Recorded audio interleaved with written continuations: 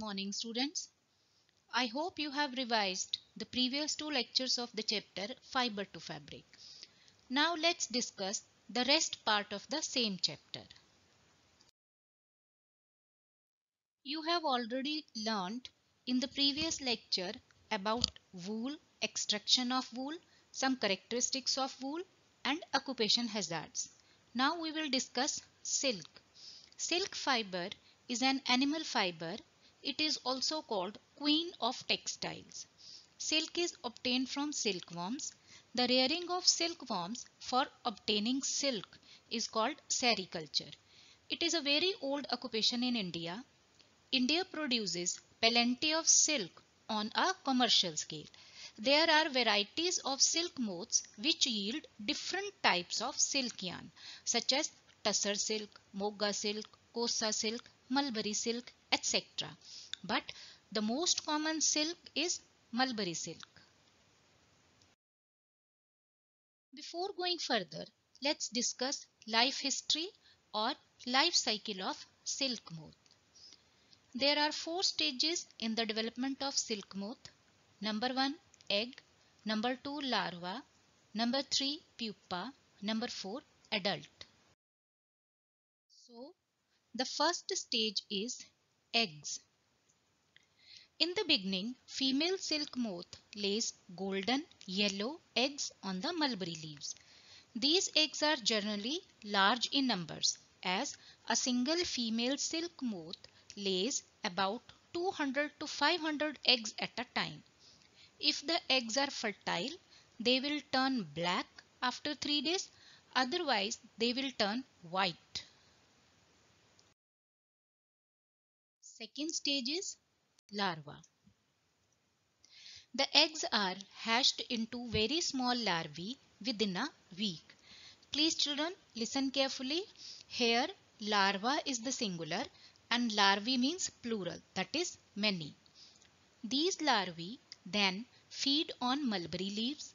The larvae look like worms and are also called as caterpillars or silkworms. They eat day and night for 25 to 30 days. On consuming large amount of mulberry leaves, they increase enormously in size, over 3 inches, and then the caterpillars are ready to enter to the next stage of their life, that is called as pupa. Third stage is pupa, singular pupa, plural pupae. An adult silkworm first weaves a net to hold itself. Then it swings its head from side to side in the form of the figure of 8.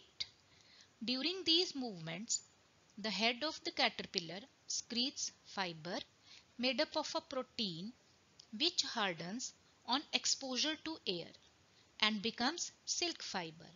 Soon, the caterpillar covers itself in the hard shell of silk fiber cocoon.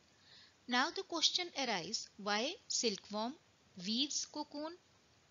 The cocoon is made by caterpillar to protect its development as pupa.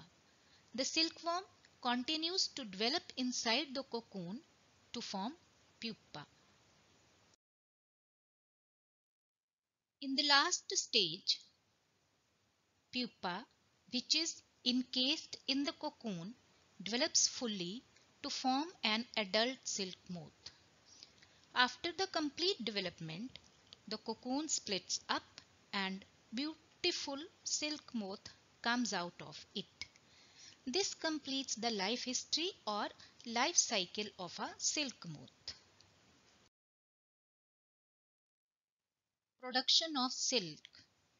Silk was produced first in China more than 5000 years ago. The production of silk in India began around 300 AD. China leads the world in the silk production. India also ranks among the leading silk producing countries. To obtain silk, silk moths are reared and their cocoons are collected to get silk threads or fabric. For this, mulberry trees are also grown. Now let's discuss how rearing of silkworm is done to obtain silk. In the first step, female silk moth lays hundreds of eggs at a time. These eggs are then stored carefully on paper or cloth strips and are sold to the silkworm farmers. The farmers keep eggs under hygienic and suitable conditions of temperature and humidity. The eggs are then warmed to the suitable temperature for hatching. When eggs hatch, silkworms or caterpillars come out. Next step is the larvae are kept in clean bamboo trays along with young and freshly chopped mulberry leaves. Silkworms are then fed on mulberry leaves day and night. After 25 to 30 days, silkworms stop eating and move to a tiny chamber of bamboo trays to spin cocoons. Small racks or twigs are provided in the cultivated trays to which cocoons get attached and they are ready to spin the cocoons. Next step is in order to produce silk, the silkworm developing inside the cocoon, which is called as now pupa, is not allowed to mature into the silk moth. This is because breaking of cocoon causes damage to the silk thread and this lowers the quality of silk. So, to obtain good quality silk thread, as soon as cocoons are formed, they are collected and then kept under the sun or boiled or exposed to steam to kill the pupae inside them. Hot water makes the silk fibers of cocoons to separate out. This resulting fiber is called as raw silk. Some silkworms are allowed to live and mature into silk moths so that they can lay eggs to produce more silkworms.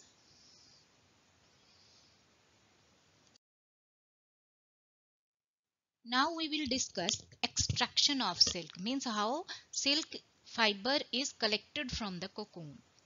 The silk is extracted from the cocoons that are raised by the farmers. The strands are collected through following processes. Number 1, sorting. The cocoons are separated according to the colors, textures, size and shape. Cocoons may range from white, yellow to grayish. Next step is softening. The cocoons are dipped alternately in hot and cold water to make them soft. Next step is reeling. The process of taking out of silk fiber from cocoons for use as silk is called reeling. Reeling is done with the help of special machines which unwind the fibers of silk from cocoons. The silk at this stage is called raw silk. A yarn is formed by spinning of several threads of silk. This silk yarn is woven in looms by weavers to make silk cloth. Some characteristics of silk. Silk is a fine, soft and naturally lustrous fiber. It can be dyed in beautiful colors. Silk does not conduct heat, so it is a good insulator. It keeps person warm in winters and cool in summers. It is as strong as steel thread of comparable thickness. It means if we take a steel wire of same thickness as of silk fiber, both silk fiber and steel will have same strength. If we will burn silk, it will burn slowly, shrink or curl away from the flame and will give smell of burning hair. We have already discussed in the previous lecture what are occupational hazards. Here are some occupational hazards in sericulture. Number 1. Workers can suffer from respiratory diseases like asthma or lungs infection due to working in poor ventilated units and inhalation of vapors from boiling cocoons. Number 2. Handling cocoons with bare hands into hot water makes the worker's skin raw. They develop blisters and can suffer from skin infections. So our chapter is over. Let's take a quick recap. Wool and silk are natural animal fibers. Wool is obtained from sheep, goat, yak, camel. Extraction of wool includes shearing, scouring, drying, sorting, carding and combing, spinning, dyeing. Wool can change into fabric by weaving or knitting. Silk is obtained from silkworms. Life history of silkworm has 4 stages: egg, silkworm, pupa or cocoon and silk moth. Silk is obtained from cocoons of silkworm and reeled into silk threads. Weavers weave silk threads into silk clothes. There are several health hazards associated with wool as well as silk industries. Thank you, children. I hope all the concepts are clear and you have enjoyed the chapter.